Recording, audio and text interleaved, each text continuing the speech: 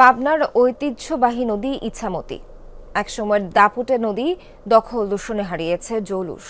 নদী পুনরুদ্ধারে জেলাবাসীর লাগাতার আন্দোলনের পর অবশেষে নেওয়া হয়েছে উদ্যোগ। বর্তমানে সেনাবাহিনী তত্ত্বাবধানে জোরে সোরে চলছে খনন কাজ।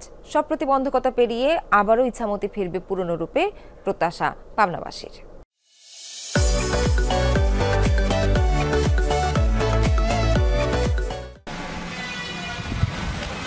একসময় বিশাল আকারের জাহাজ চলত অবলীলায়। স্বচ্ছ জলরাশির পাশাপাশি খরস্রোতা ছিল ইছামতি। অথচ দখল দূষণে সেই নদী আজ মৃতপ্রায়, পরিণত হয়েছে সরু খালে। মৃত নদী রক্ষায় আন্দোলনের নামে পাবনাবাসী নানা জটিলতায় কয়েক দফা প্রকল্প পেছালেও 2023-24 অর্থবছর থেকে শুরু হয় ইছামতি উদ্ধার কাজ। প্রকল্পটি বাস্তবায়ন করছে বাংলাদেশ সেনাবাহিনীর 24 ইঞ্জিনিয়ার কনস্ট্রাকশন ব্রিগেড। সাথিয়ার মাধপুর ক্লোজার পয়েন্ট থেকে শুরু হয়েছে খনন কাজ। এর মধ্যে স্বচ্ছ জলরাশি আর মনোরম পরিবেশ ফিরছে ইছামতিতে। 16 বছর বয়সের সময় আমরা ডুব পারে লাইছি, খাইছি, মাছ ধরেছি, মাছ খাইছি।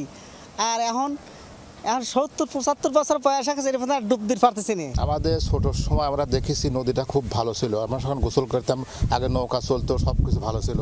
কিন্তু মাঝে এসে নদীটা কচুরিপানা এসে ভরে যায়, তারপরে অপরিষ্কার ছিল। বাপদাদার মুখে একসময় শুনছি যে ইছামতি নদীতে নৌকা চলছে, বড় বড় মাছ পাওয়া গেছে, কিন্তু আমরা তো জন্মের পর দেখেছি নদীর সেরকম অস্তিত্ব না।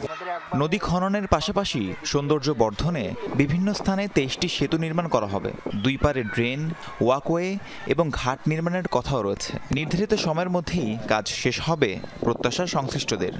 সিএস ম্যাপের ভিতরে যারা বাড়িঘর করেছে বা কোনো স্থাপনা করেছে, সেগুলা বিষয়ে আমাদের এই অবৈধ স্থাপনা যেগুলো আছে সেটাও কাজ করার সময় আমাদের এটি উচ্ছেদ করতে হবে। আমাদের প্রতিনিয়ত 140 থেকে 45টা এক্সকাভেটর কাজ করছে এবং আমরা আশাবাদী নির্ধারিত সময়ের ভিতরে আমরা কাজ শেষ করতে পারবো।